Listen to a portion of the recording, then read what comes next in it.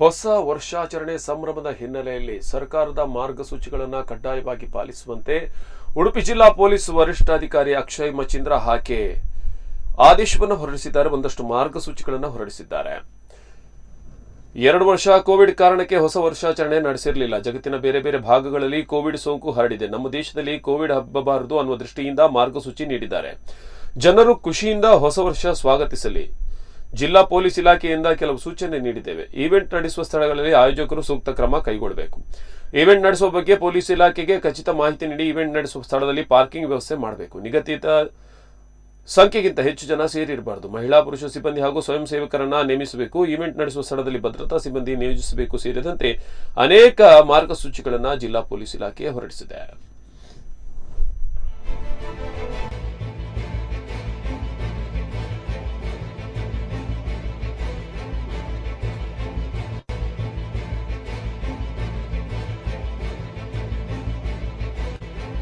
Special ಅಂದರೆ ಅವರಿಗೆ ಸರ್ಕಾರದ ಎಲ್ಲ ಗೈಡ್ಲೈನ್ಸ್ನ ಫಾಲೋ ಮಾಡಬೇಕು ಅಂತ ಹೇಳಿದ್ದೀವಿ. ಕ್ಯಾಪಾಸಿಟಿ ಮೀರಿದಂತೆ ನೋಡ್ಕೊಳ್ಬೇಕು ಅನ್ನೋದು ಕೂಡ ಹೇಳಿದ್ದೀವಿ. ಅನುಚಿತ ವರ್ತನೆ ನಿಮ್ಮ ಪ್ರಿಮೈಸಸ್ನಲ್ಲಿ ನಡಿಬಾರ್ದು ಅನ್ನೋದು ಅವ್ರದ್ದೇ ಜವಾಬ್ದಾರಿ. ಪ್ಲಸ್ ವಿದಿನ್ ಟೈಮ್ ಅವರು ಕ್ಲೋಸ್ ಮಾಡಬೇಕು.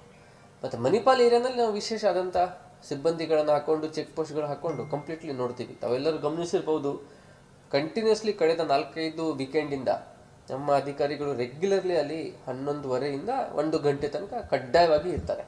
ನಾನು ಸಹ 2-3 ಸತಿ ವಿಸಿಟ್ ಮಾಡಿದ್ದೀನಿ. ಚೆಕ್ ಪೋಸ್ಟ್ ಹಾಕ್ಕೊಂಡು ಕಂಪಲ್ಸರಿ ಚೆಕ್ ಮಾಡ್ತೀವಿ. ಎವ್ರಿ ವೀಕೆಂಡ್ 15ರಿಂದ 20 ಡ್ರಿಂಕ್ ಆ್ಯಂಡ್ ಡ್ರೈವಿಂಗ್ ಕೇಸಸ್ ಆಗ್ತಾ ಇದೆ. ಪ್ಲಸ್ ಈ ಸಂದರ್ಭದಲ್ಲಿ ಸ್ವಲ್ಪ ಈ ಆಮ್ಲ ಪದಾರ್ಥಗಳು, ಡ್ರಗ್ಸ್ಗಳು ಹೆಚ್ಚಾಗಿರೋದು ಕೂಡ ಕೆಲವರು ಗಮನಕ್ಕೆ ತಂದಿದ್ದಾರೆ. ಆ ಸಂದರ್ಭದಲ್ಲಿ ಕೂಡ ಈಗಾಗಲೇ ಕಾರ್ಯಾಚರಣೆ ಶುರು ಮಾಡಿದ್ದೀವಿ. ಕನ್ಸ್ಯೂಮರ್ಸ್ನ ಕರೆದು ಟೆಸ್ಟ್ ಮಾಡಿ ಕೇಸಸ್ ಹಾಕ್ತಾ ಇದ್ದೀವಿ. ನಿನ್ನೆ ಮೊನ್ನೆ ಸಹ 2-3 ಕೇಸಸ್ನಲ್ಲಿ ನಮಗೆ ಒಳ್ಳೆ ಕ್ವಾಂಟಿಟಿನಲ್ಲಿ MDMA ಮತ್ತು ಗಾಂಜಾ ಸಿಕ್ಕಿದೆ. ಅದು ಕೂಡ ಕೇಸ್ ರಿಜಿಸ್ಟರ್ ಮಾಡಿದ್ದೀವಿ. ಇವತ್ತು ಇನ್ನೊಂದು ಆಗ್ತಾ ಇದೆ. ಅದರಲ್ಲಿ LSD ಸ್ಟ್ರಿಪ್. ಕಳೆದ 2 ವರ್ಷ ನಾವೆಲ್ಲರೂ ಕೋವಿಡ್ ಇರೋದರಿಂದ ಹಲವಾರು ರೆಸ್ಟ್ರಿಕ್ಷನ್ಸ್ ಒಳಗಡೆ ಹೊಸ ವರ್ಷ ಆಚರಣೆ ಮಾಡಿದ್ದೀವಿ. ಈ ಸತಿ ಅಂಥ ಯಾವುದೇ ಸಂದರ್ಭ ಇಲ್ಲ. ಆದರೆ ಸರ್ಕಾರ ಕಡೆಯಿಂದ ಬಂದಿರತಕ್ಕಂಥ ಮಾರ್ಗಸೂಚಿಯನ್ನು ನಾವೆಲ್ಲರೂ ಕಡ್ಡಾಯವಾಗಿ ಪಾಲಿಸಬೇಕು. ಕೋವಿಡ್ ಸಂದರ್ಭದಲ್ಲಿ ಕೂಡ ಬೇರೆ ಜಗತ್ತಿನಲ್ಲಿ ಏನೋ ಸೋಂಕು ಈಗ ಹರಡ್ತಾ ಇದೆ. ಆ ನಿಟ್ಟಿನಲ್ಲಿ ನಮ್ಮ ದೇಶದಲ್ಲಿ ಇನ್ನು ಹೊಸ ವರ್ಷಾಚರಣೆಗೆ ಸಂಬಂಧಪಟ್ಟಂತೆ ಮಂಗಳೂರಿನಲ್ಲಿ ಪ್ರತ್ಯೇಕ ಮಾರ್ಗಸೂಚಿಯನ್ನು ಪ್ರಕಟಿಸಲಾಗಿದೆ. ಹೊಸ ವರ್ಷಾಚರಣೆ ದಿನ ಸಭಾಂಗಣ, ತೆರೆದ ಸ್ಥಳ, ಹೊರಾಂಗಣ ಪ್ರದೇಶಗಳಾದ ಕಲ್ಯಾಣ ಮಂಟಪ, ಸಭಾಭವನ, ಕಡಲ ತೀರ, ಹೋಮ್ ಸ್ಟೇ, ಮಾಲ್ ಇತ್ಯಾದಿ ತೆರೆದ ಪ್ರದೇಶಗಳಲ್ಲಿ ಡಿಜೆ, ಡಾಲ್ಬಿ ಡ್ಯಾನ್ಸ್ಗಳನ್ನು ನಡೆಸುವುದಿಲ್ಲ. ವಿಶೇಷ ಪಾರ್ಟಿ ಇತ್ಯಾದಿ ಆಯಿಸುವ ಮುನ್ನ ಕಡ್ಡಾಯವಾಗಿ ನಗರ ಸ್ಥಳೀಯ ಸಂಸ್ಥೆ, ಗ್ರಾಮೀಣ ಸ್ಥಳೀಯ ಸಂಸ್ಥೆ ಹಾಗೂ ಪೊಲೀಸ್ ಇಲಾಖೆ ಅನುಮತಿ ಪಡೆಯಬೇಕು. ಆದರೆ ಧಾರ್ಮಿಕ ಕಾರ್ಯಕ್ರಮ ನಡೆಸಲು ಯಾವುದೇ ನಿರ್ಬಂಧ ಇರೋದಿಲ್ಲ ಎಂದು ದಕ್ಷಿಣ ಕನ್ನಡ ಜಿಲ್ಲಾಡಳಿತ ತಿಳಿಸಿದೆ.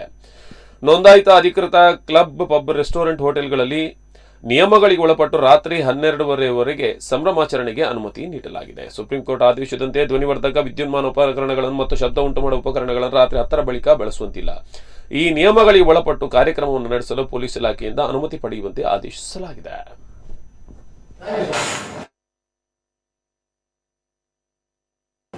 Controlling drug units, specifically because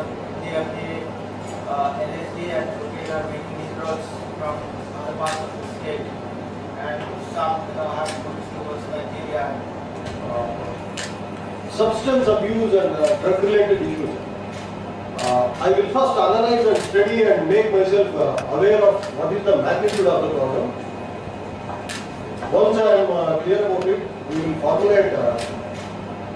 I will first analyze and study and make myself aware of what is the magnitude of the problem. Once I am clear about it, we will formulate. Okay. Thank you all. Thank you, sir. Controlling drug units, specifically because